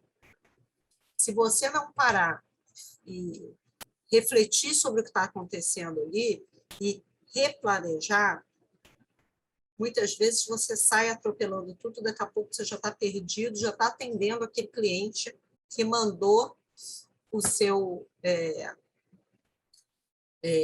que mandou o WhatsApp naquela hora esquisita, e você já está respondendo o cara. Né? E você sabe que aquilo não é urgente. Então, essas paradas, elas funcionam muito bem para você reorganizar e repriorizar. E isso é fundamental. Então, agora eu vou mostrar para vocês o quadro que eu sugiro que seja usado, que ele é um pouco mais completo, digamos assim, do que aquele quadro que eu mostrei antes, que é só o a fazer, fazendo efeito. Né? Então, por exemplo, aqui, primeira dica, né? O quadro é feito toda semana. Então, se eu tenho um ciclo de uma semana, ele vai ser refeito toda semana. Eu limpo o quadro, o que não foi feito volta para o quadro, mas tudo que já foi feito sai e joga o post-it fora, joga aquele cartão que está lá no Trello, arquivo aquilo ali. Né?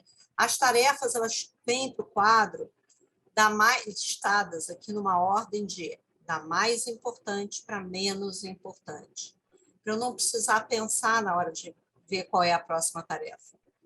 Eu acabei a primeira tarefa da lista, eu pego a segunda é mais importante. Se alguma coisa entrar, precisar furar a fila, eu vou olhar para essa lista e vou dizer, tá, essa tarefa que chegou agora, esse cliente desesperado que quer que eu faça X, ele entra onde nessa lista aqui? Não necessariamente ele vai ser o primeiro a entrar. Ele pode ser o segundo, o terceiro. Né? Mas eu já tenho uma lista ali que está hierarquizada, que eu fiz, e eu tenho condições de avaliar onde esse cara que vai furar a fila vai entrar. Você pegou a tarefa para fazer, ela vem para essa coluna do em andamento. Toda tarefa elaborada, ela precisa ser verificada. Eu gosto muito de ter 2 colunas de verificação, tá? Que é o seguinte, eu tenho a verificação de quem está fazendo a tarefa e a verificação de um par, um gestor. Mas se a minha equipe é muito pequena, tal, beleza, uma coluna só para verificar, mas é importante ter o ponto de verificação. Por quê? Porque essa tarefa que ela caminhou, né, que ela saiu daqui,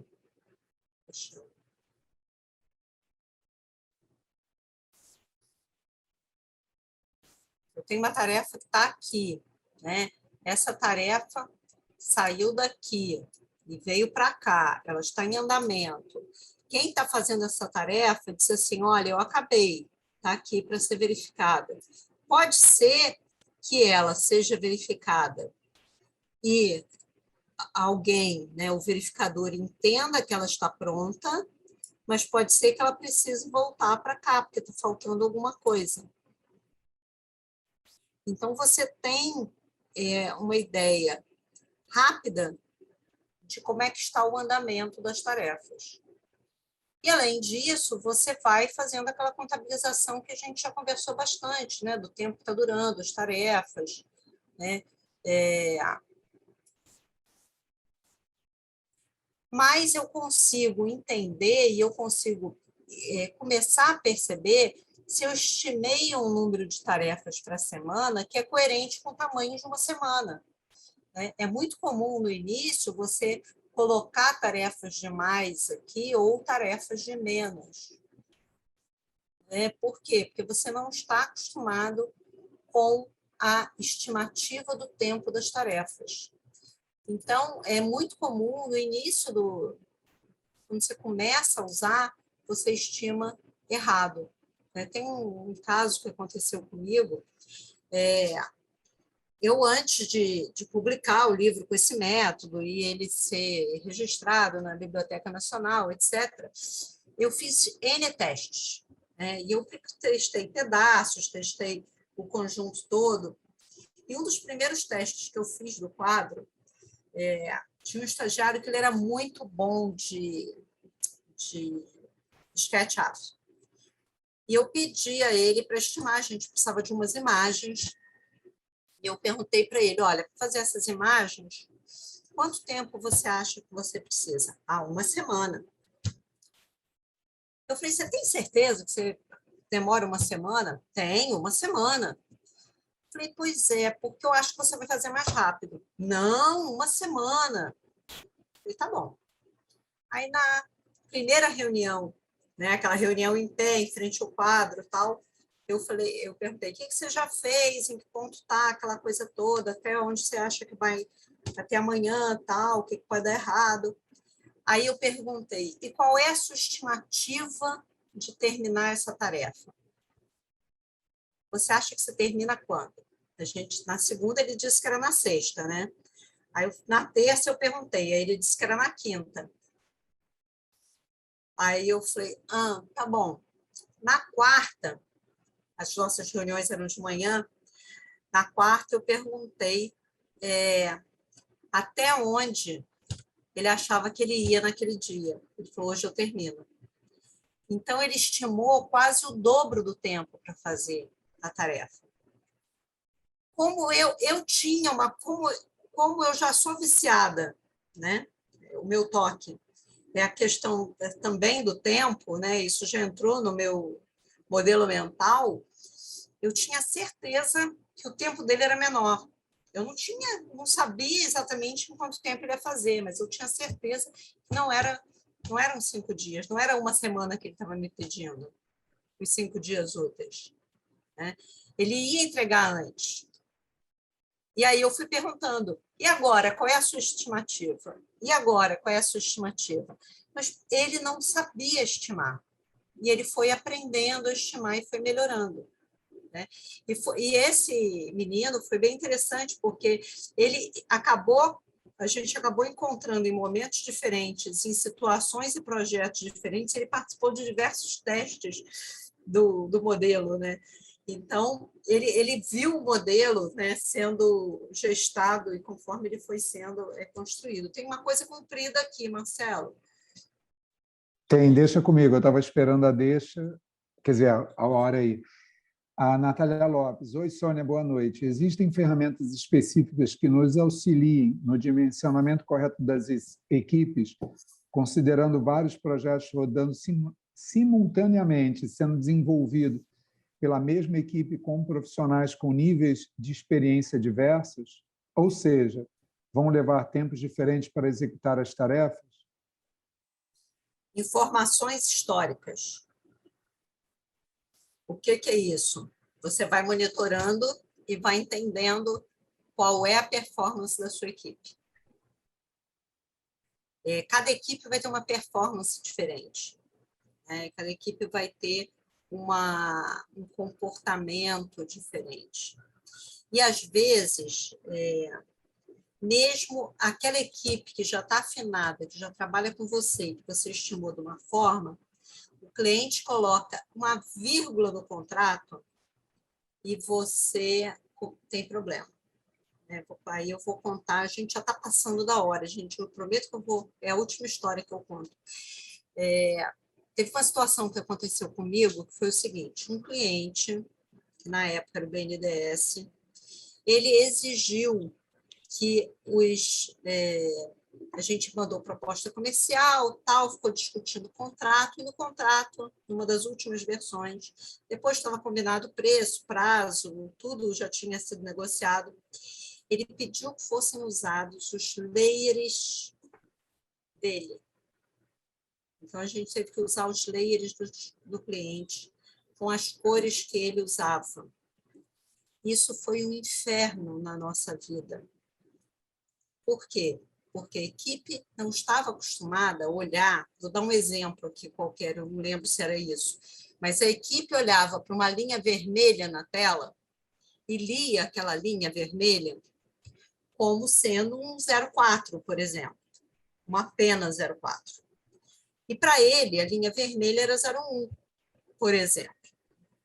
Então, até você se acostumar com essa nova leitura, isso diminuiu o ritmo da equipe. Então, a gente teve problemas com o prazo. Na primeira etapa que a gente entregou para o cliente, a gente teve que fazer um esforço maior para entregar,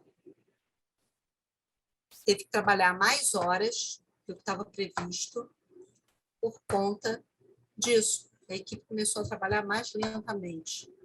E tinha uma bendita numeração dos arquivos, e a gente coordenava todos os complementares. E a numeração dos arquivos também era uma numeração que tinha 10 dígitos, sei lá, tinha um monte de dígitos, cada dígito significava uma coisa. A gente nunca conseguiu que os projetistas complementares nomeassem os arquivos da forma correta. Então, os arquivos chegavam para a gente tinha que renomear. Então, eu tinha uma pessoa, um estagiário, no dia da entrega, que ficava renomeando o arquivo dos complementares, porque era mais rápido do que eu mandar de volta e pedir de novo para os caras renomearem, e eles renomeavam errado, e voltava, e ficava no guia, voltava. Foram 2 linhas no contrato. Uma que pedia para a gente usar os layers deles, e a outra que dizia que a gente tinha que renomear segundo a regra tal. Que os arquivos tinham que ser nomeados daquela forma. Isso mudou a produtividade da equipe. Numa equipe que a gente já conhecia, que já estava afinada, que já tinha trabalhado junto e que a gente sabia qual era a produtividade. Então, a gente teve problemas com isso. Então, é muito delicado. Só complementando, a Natália colocou que essa parte de dimensionamento de tempo é super complexa mesmo, até porque há fatores externos envolvidos que às vezes não conseguimos estimar. Isso. A Débora Rodrigues, ela comenta que o livrinho TIP mudou a vida dela. Débora, coraçãozinho para você, ó. Eu acho que ela fez o mesmo aqui. Você tem que fazer esse depoimento, assim, sabe? Para eu botar no meu Instagram. No livro, na próxima edição do livro. Na próxima edição do livro, né? Eu agora tenho um monte de testemunha que você disse isso.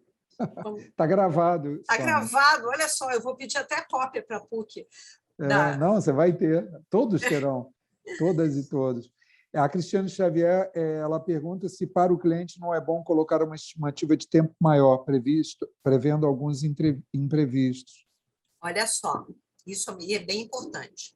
Quando a gente fala de... Boa pergunta, excelente pergunta. Olha só, o que acontece? Quando a gente fala em tempo, eu tenho 2 coisas. Eu tenho o tempo, a estimativa que eu faço de tempo de duração da tarefa, que é o que eu cobro para o cliente. E eu tenho o prazo que eu dou para o cliente.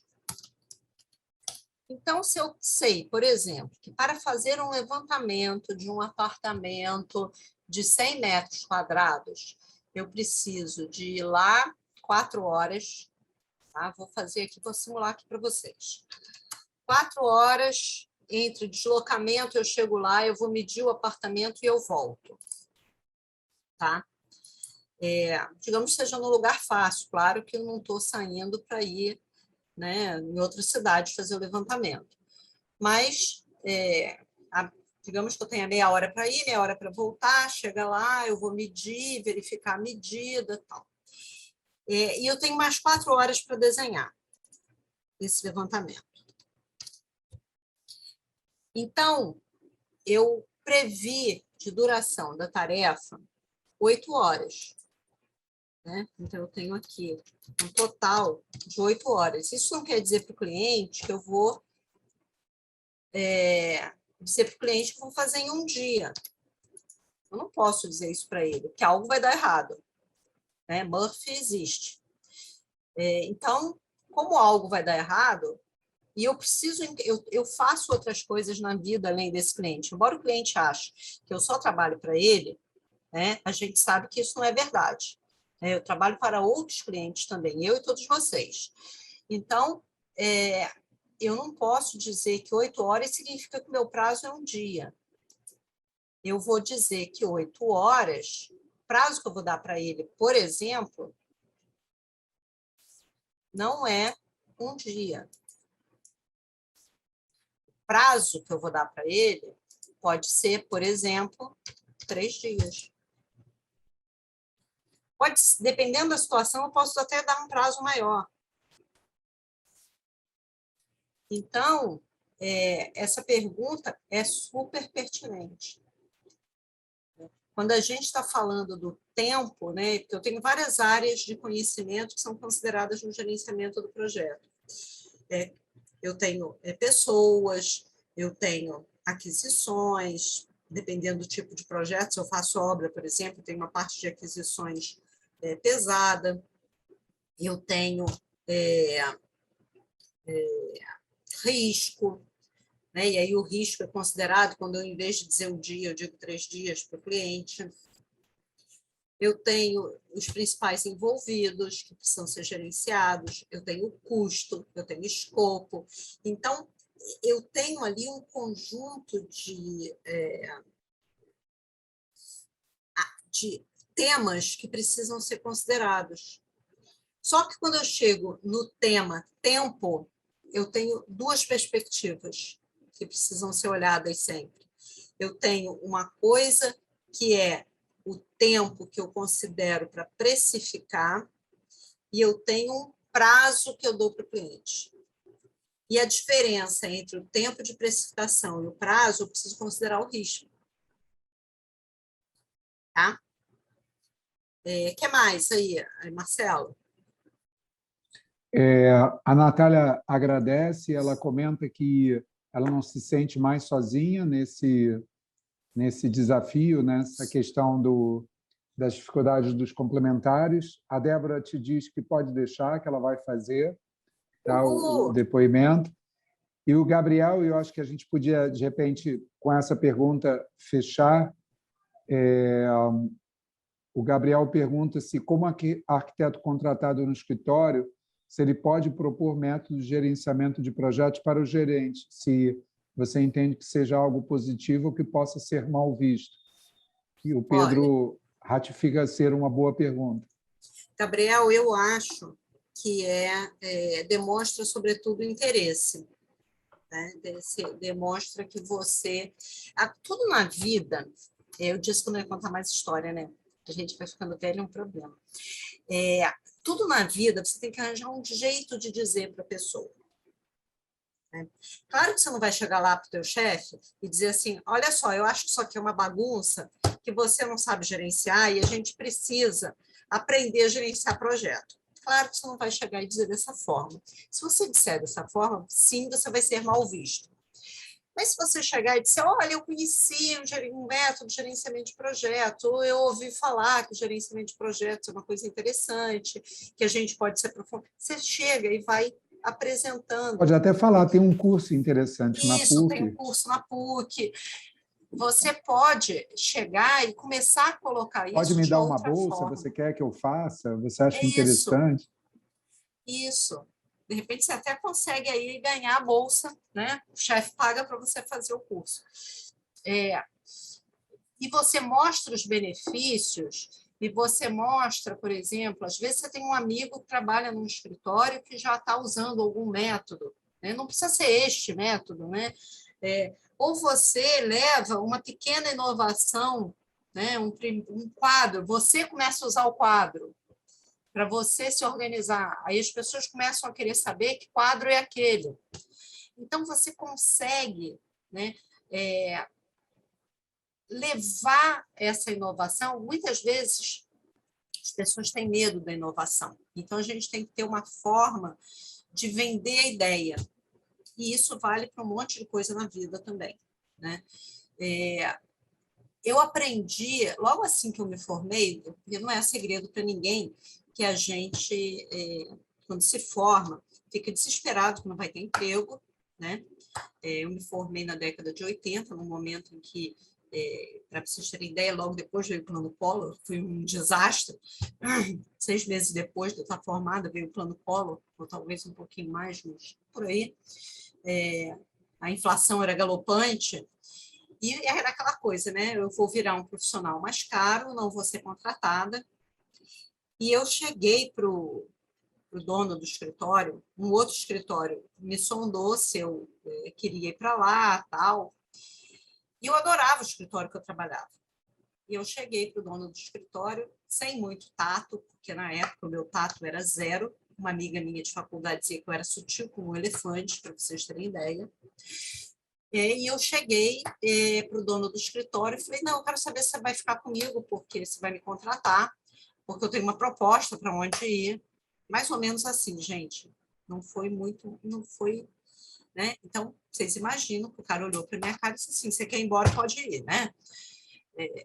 E eu aprendi com isso que a gente tem que escolher as palavras quando a gente vai falar as coisas.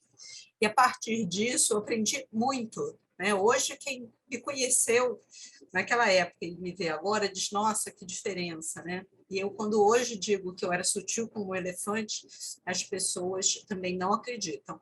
A gente consegue evoluir como ser humano também, né? Não só em gerenciamento de projetos, com técnicas de cronograma, etc., mas a gente consegue evoluir nas habilidades interpessoais. Isso faz muita diferença para o gerente de projetos. Então, esse pode ser um grande exercício para você vender a ideia, né, de um gerenciamento de projetos no escritório que você trabalha. Marcelo, com você a palavra. A gente já está 2 horas aqui falando. Não, acho que, enfim, o Gabriel agradece pela resposta e pelas histórias. Enfim, acho que fica aí aberto o convite, quer dizer, acho que agradecer muito a presença de todos e todas, acho que sempre é muito importante investir na sua carreira e no aprendizado. E vamos lá, a Silvia fez uma pergunta e, aliás, deixa eu ver aqui, vamos lá, a Silvia, vamos para a última então, que está correndo, eu tenho que parar aqui. A melhor forma de fazer, a Silvia pergunta, a melhor forma de fazer o gerenciamento de projetos no Trello é fazer um quadro para cada cliente ou um quadro de projetos com um cartão para cada cliente? Olha só, dizem que a resposta preferida dos consultores é depende. E aí depende por quê? Porque depende do número de projetos que você tem e do tamanho desses projetos. Se você fizer 10 projetos de fábrica, 10 projetos industriais, por exemplo, que são projetos grandes, que têm muitas tarefas, que tem, é melhor você ter um quadro para cada projeto. Se você faz 3 projetos e todo mundo do escritório, que são 3 pessoas, fazem tarefas de todos os projetos, melhor você ter um quadro para os 3 projetos. Entendeu? Porque depende. Então, depende do seu caso. A Hilda, só até para colocar para todo mundo, se a gravação da transmissão é disponibilizada, sim, todos os inscritos aqui, os presentes, vão receber o link da gravação, e normalmente são 1, 2 dias, aí depende da demanda, da carga de trabalho que o pessoal está. Mas, enfim, muito em breve vocês recebem, e você vai poder assistir, sim. E até como dica, se você quiser, as outras palestras também a gente já fez outras aulas abertas. A gente teve uma recentemente no segundo semestre, teve uma no primeiro também, tá bom, Euda? E aí vale para todos, tá? E deixa eu ver aqui, o Vinícius comenta que acima de 4 quadros, se não me engano, é pago. Isso também conta na hora de escolher. Enfim, mas de nada, Euda. Enfim, mas voltando então, agradecer muito a presença de todos e de todas. Sempre, enfim, vocês estão aqui, a gente está há quase 2 horas, mas com certeza espero aí que todos tenham gostado bastante. Enfim, fica o convite para vocês fazerem o curso, enfim, no qual, obviamente, o tempo de... E aí é bem mais extenso, enfim, com diversos outros comentários e materiais que vão ser fornecidos. E agradecer muito pela presença de todos e todas e parabenizar a Sônia por mais um excelente evento que a gente está aqui concluindo. Tá bom? O pessoal está agradecendo aqui. Fica à vontade, Sônia, para as considerações finais.